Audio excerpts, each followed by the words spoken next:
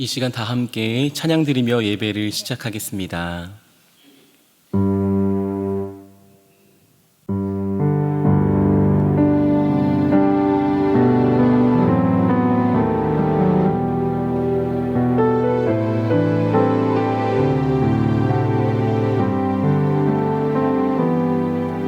내가 주인 삼은 모든 것 내려놓고 내 주 되신 주 앞에 나가 내가 사랑했던 모든 것 내려놓고 주님만 사랑해.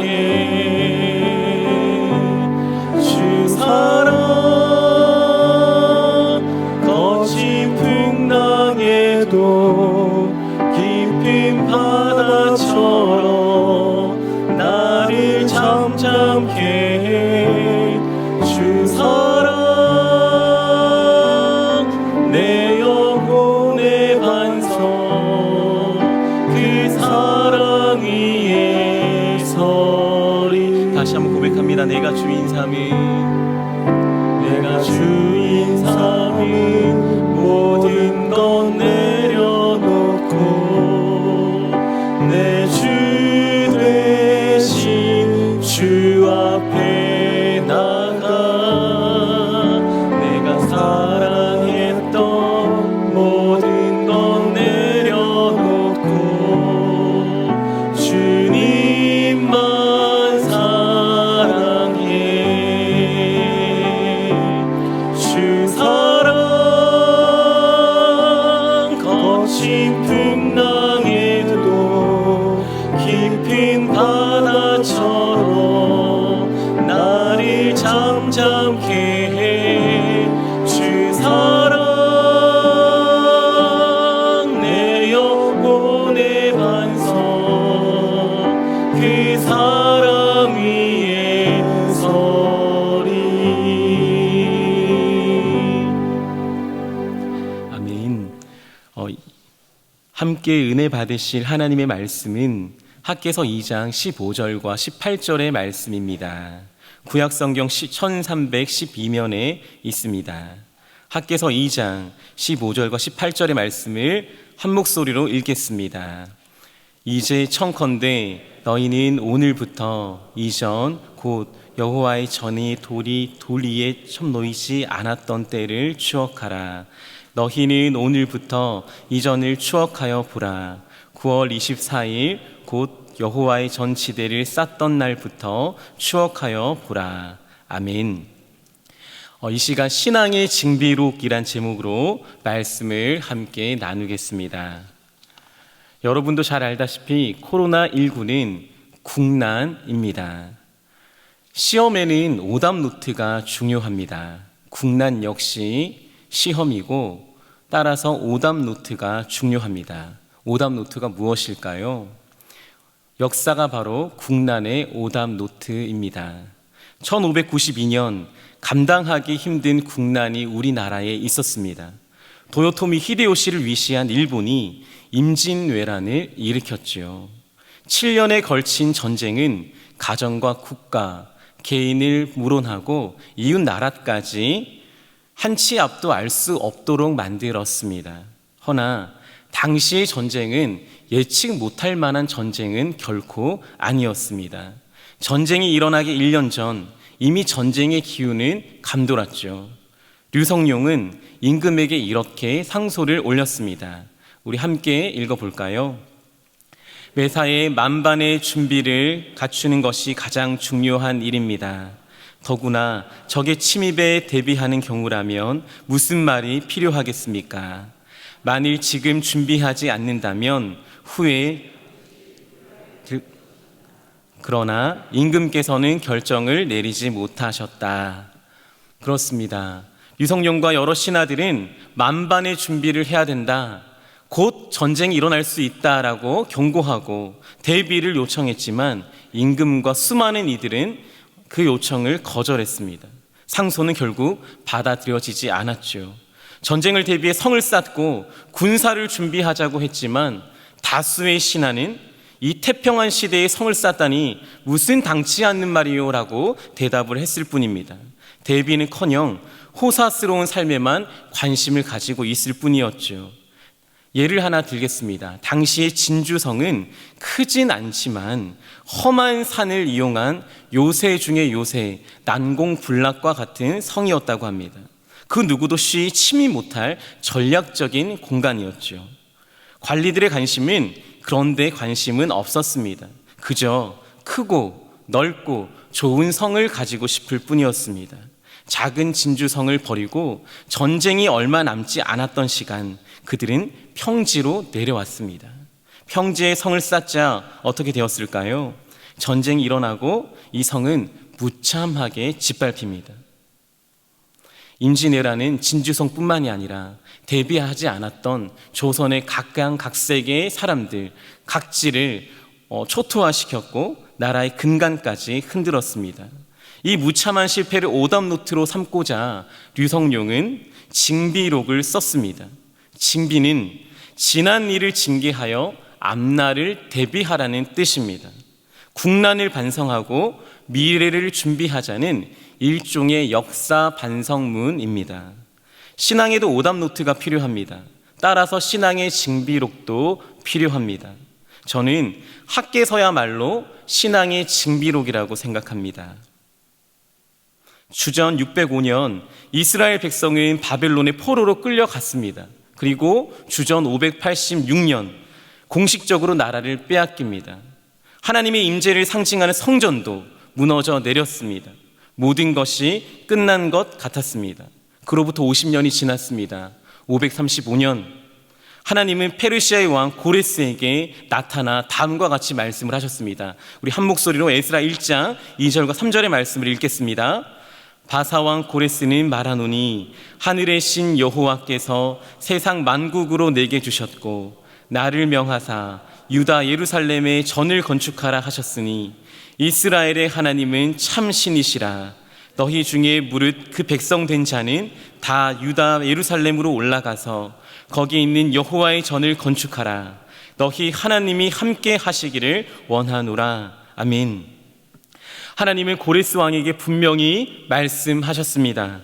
그를 페르시아의 왕으로 세운 이유가 바로 성전을 세우기 위함이라고 말입니다. 그를 왕으로 세운 이유가 이스라엘 백성을 돌려보내기 위함이었습니다. 이스라엘 백성을 예루살렘으로 돌려보내는 목적도 성전을 건축하는 데 있었습니다. 그들이 이제껏 놓쳤던 하나님의 임재, 그들이 등한시했던 하나님의 임재를 다시 한번 붙들 수 있는 기회를 허락하신 거죠. 하나님은 성전을 다시 짓고 나라를 다시 세우도록 은혜를 베풀어 주셨습니다. 얼마나 기뻤던지 5만 명의 이스라엘 백성들이 자원합니다. 제가 성전을 짓겠습니다. 제가 예루살렘으로 돌아가겠습니다. 저만 보내어 주신다면 신앙을 다시 한번 견고히 세우겠습니다라고 다짐했습니다. 그들은 기쁜 마음으로 돌아갔습니다. 학계서는 그로부터 16년이 지난 어느 날의 이야기입니다. 16년 동안 어떤 일들이 있었고 어떤 결과가 생겼을까요? 학계서 1장 2절은 이와 같이 말을 합니다. 제가 읽겠습니다. 만군의 여호와가 말하여 이르노라. 이 백성이 말하기를 여호와의 전을 건축할 시기가 이르지 아니하였다 하느니라. 그들의 첫 마음은 온데간데 없이 사라졌습니다. 16년간 그들은 변했습니다. 자신의 집과 먹고 살 일만 관심 쓰고 신경을 몰두했습니다. 성전을 위한 삶을 선택한 그들은 내 삶을 위해 성전을 버렸습니다. 성전을 위해 내 삶을 포기하겠다고 다짐했던 그들은 내 삶을 위해 성전을 포기하기로 결정한 것입니다. 지난 70년간 나라를 잃어버렸던 이유가 무엇인지 그들은 잊었습니다. 회복해야 할 것이 무엇인지 그들은 놓쳤습니다. 조선의 류성룡이 징비록을 통해 다시 실수를 반복하지 말고 대비하자고 외친 것처럼 학계는 또다시 실수를 반복하지 말고 그들에게 다시금 영적 바이러스에 무너지지 말고 성전을 짓고 신앙을 수축하고 회복하자고 4번의 설교를 합니다. 그것이 학개서입니다. 이 4번의 설교가 바로 신앙의 징비록입니다. 학개 2장 15절과 18절은 이와 같이 말씀합니다. 함께 읽습니다. 이제 청컨대 너희는 오늘부터 이전 곧 여호와의 전에 돌이 돌 위에 첨 놓이지 않았던 때를 추억하라. 너희는 오늘부터 이 전을 추억하여 보라. 아멘. 학개 선지자는 계속해서 추억하라고 말을 합니다. 추억하라는 말이 무엇입니까? 기억하라는 말입니다. 기억하라는 말에는 2가지 의미가 있습니다. 첫째, 하나님께서 무엇을 원하시고 무엇을 기대하시는지를 기억하라는 것입니다. 둘째, 하나님의 기대와 달리 너희가 어떻게 행하고 살아가고 있었는지를 기억하라는 것입니다. 그들이 복받은 이유가 무엇입니까? 하나님이 임마누엘 하셔서 임재하셨기 때문입니다. 그들이 고국으로 돌아오게 된 이유가 무엇입니까? 하나님의 전을 수축하기 위해서였습니다. 그런데 그들은 지금 무엇을 하고 있습니까? 하나님의 전을 뒤로 하고 내 삶만, 내 집만, 내 돈만, 내 경제만, 내 자식만 바라보고 있습니다. 학개는 이 나라가 왜 망했는지, 하나님께서 망한 나라에 원하셨던 것이 무엇인지, 지금 너희가 해야 될 것이 무엇인지, 너희가 놓치고 있는 게 무엇인지 그들에게 말하고 있는 것입니다. 그들이 무너진 이유는 코로나19와 같이 영적 바이러스를 차단하지 못했기 때문입니다. 다시금 무너지지 않도록 해야 될 것은 성전을 짓는 일이요, 영적으로 재무장해야 하는 일이었습니다. 학개의 눈물 어린 외침, 이 신앙의 징비록을 들은 이스라엘 백성들은 결국 어떻게 되었습니까? 믿음의 삽을 들었습니다. 그들이 잊었던 성전을 향한 눈을 떴습니다. 하나님을 향한 바람을 마음속에 되새겼습니다. 그리고 어떻게 되었습니까? 학개서 2장 9절입니다. 함께 읽습니다. 이전의 나중 영광이 이전 영광보다 크리라. 한 번 더 읽습니다. 이전의 나중 영광이 이전 영광보다 크리라. 그렇습니다. 그들이 지었던 성전은 결코 모양새가 좋은 성전은 아니었습니다. 성전을 짓는 어르신들, 70년 전에 나라가 빼앗기기 전에 진짜 성전을 알았던 그들이 바라볼 때 이 성전은 누추하고 남루하고 하나님이 거하시지 못할 것 같아 눈물이 나는 곳이었습니다. 그러나 하나님은, 그리고 선지자 학개는 말합니다. 이전의 나중 영광이 이전 영광보다 훨씬 더 크리라. 신앙을 징비하고 하나님을 붙든 사람에게 임하는 하나님의 영광이 너무나도 클 줄을 믿었다는 것입니다. 신앙의 징비는 그 어떤 대비보다 큰 영광을 가져올 줄 믿습니다. 바라기는 이 말씀을 하나님이 나에게 주시는 신앙의 징비록으로 받아 영적으로 무뎌지기 쉬운 이때 다시 한번 영적으로 재무장하시기를 축복합니다. 작은 눈에 보이지 않는 영적 바이러스에 지지 마시고 무너지지 마시고 흔들리지 마시고 여러분 삶의 신앙의 징비록을 써내려갈 때 큰 영광이 여러분에게 임할 줄 믿고 축복합니다. 이 시간 기도 제목을 함께 읽고 기도하겠습니다. 하나님 아버지, 코로나 바이러스보다 무서운 영적 바이러스로부터 우리의 믿음을 지켜내게 하옵소서. 오늘의 말씀을 신앙의 징비록으로 받아 영적으로 재무장하고 하나님 중심의 삶을 결단하게 하옵소서. 그때 이전 영광보다 큰 하나님의 영광을 우리 삶에 허락하여 주옵소서. 함께 기도하시겠습니다.